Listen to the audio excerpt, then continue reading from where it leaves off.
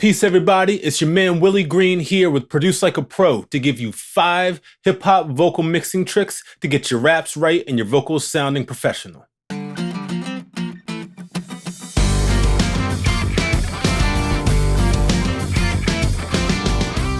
Alright, tip number 1. When it comes to getting your dubs and your ad-libs to ring out of your mix, the pan pot is your friend. Instead of masking those background vocals right behind your lead like that, you can use the pan and just nudge them a little bit, just 2 or 3 degrees to the left or to the right, and they're gonna peek out and they're gonna have their own space in your mix. Now all of a sudden, instead of being hidden behind that lead, they've got their own space to breathe and they're gonna ring out that much more. But I know I don't hate it, celebrate it. Put it all together for genetic mutations. Salutations, nice to meet you, other pleasantries. Toast to that like Nas Dravi. Tip 2, saturation. A little bit of tube saturation on your vocal can give it a nice, full, warm sound, give it a little weight and importance to it. And if you've got a real harsh, maybe shrill sounding vocal or something, you want to ease out and kind of smooth that out, a little tape saturation will start to, smooth out some of those rough edges. Now, I don't mean just to completely trash it out, but just enough just to kind of smooth it, and that will also add that weight and keep your vocal hanging right there. Now, if you need to go further, if you want a special effect vocal for like a B section or for a bridge, go ahead and trash that thing. Go ahead and crank that drive knob and get real scrunchy, and you can add to the arrangement of your record by giving a whole different look at the vocal when you really need a special effect. Oh yeah. Oh.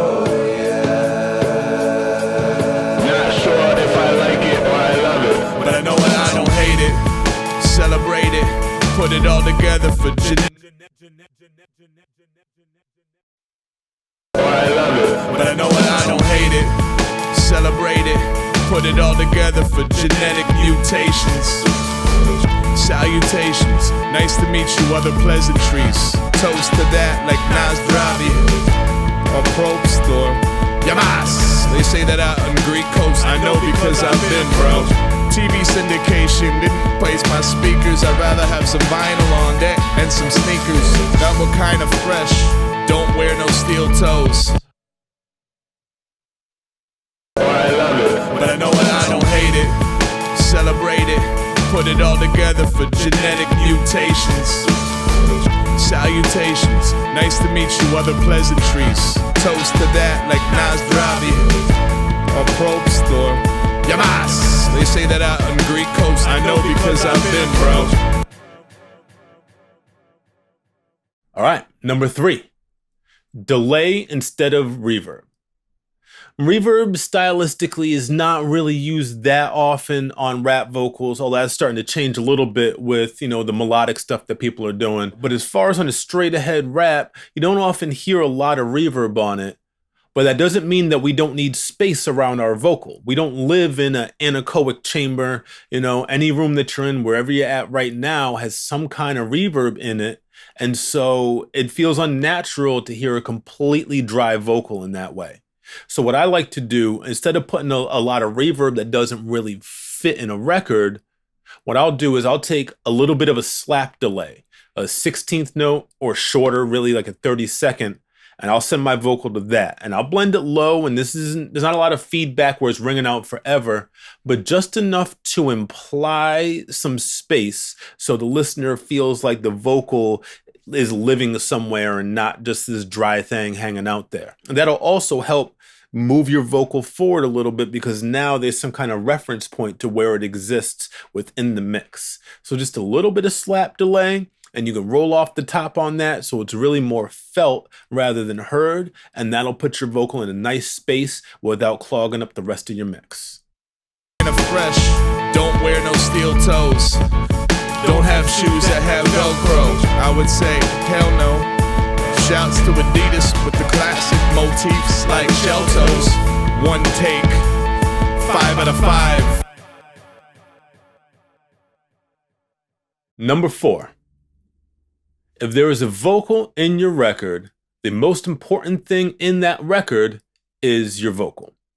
And you may have your drums knocking, your bass is rumbling, and maybe you found the greatest sample of all time. Nobody ever flipped it. You're going to be the one. You got the rights to. You're going to be rich and famous. But if that sample is covering up your vocal so they can't hear the raps, you've got to make some concessions. So maybe you need to clear out a little bit in the mids to let the body and the fullness of that vocal sit there. Or maybe if they're not getting your clarity and intelligibility, maybe you need to notch out in the upper mids where these things are competing. There are a lot of EQs nowadays that have frequency analyzers that will show you not just what's happening on that track, but you can send a side chain from another track so you can compare and see what's happening. So you can have the frequency response of your sample and overlay the frequency response of that vocal and see where they're clashing, and then you can just notch out where you need to and let that vocal shine like it needs to do. Fresh, don't wear no steel toes, don't have shoes that have Velcro. I would say hell no. Shouts to Adidas with the classic motifs like shell toes. One take, 5 out of 5, Cinco out of Cinco. Shouts to Price is Right in the game played called Plinko, cause that was fun to watch, bro. Point A to point B, this joint be laced by Willie Green. Appropriately, appropriate on a track and leave it apropos, supposedly. All right, tip number 5, be thoughtful with your compression. You don't have to compress everything in your mix just to compress everything, and you don't have to squash the heck out of your vocals because somebody like me told you to on the internet. Make sure to use your ears, and you want to compress and keep a consistent vocal, and you want to be able to hold that right up front where you want it. But, you know, when it's over squashed, you're taking the life out of it, you're taking the action out of it, and you're kind of crushing the flow a little bit because everything is right here, right?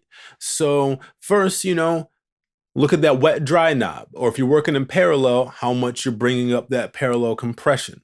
And you want to be able to hold that vocal very consistent right up front, but also keep some dynamics, because that's the forgotten part about flow. It's not just rhythm, but it's also how you dip in and out of those words, right? That's part of delivery. That's part of rhyming. So you want to maintain those dynamics, right? And then also keep a good eye on your attack and your release times. So your attack time on your compressor, that really, to me, that's almost like the focus knob. That's when you catch it in the right way, it's got that vocal just sitting right in front of you, performing for you like you want it to, but without choking it up, right? So you don't want to choke and stifle your vocalist. You want to let enough of the dynamics through, but still just hold them right in front of you. And then with the release knob, that's going to give you your clarity. If you've got too long of a release time and that compressor is never letting back off, that's where you start to lose the high end in your vocal. And then people will go and put an EQ after that and compensate for it. But if that EQ is not the greatest EQ or whatever, you might just be adding a kind of plasticky type sound back to your vocal, where really, if you just shorten that release time a little bit, just watch, the vocal's going to open right back up for you because the compressor is working and is letting off when it needs to. Remember, rap vocals move a lot faster than sung vocals. So you're probably going to be looking at shorter release times to keep that clarity while also controlling your rhymes and putting them right where you need to put them. One take, 5 out of 5, Cinco out of Cinco. Shouts to Price is Right in the game played called Plinko, cause that was fun to watch, bro. Point A to point B, this joint be laced by Willie Green. Appropriate.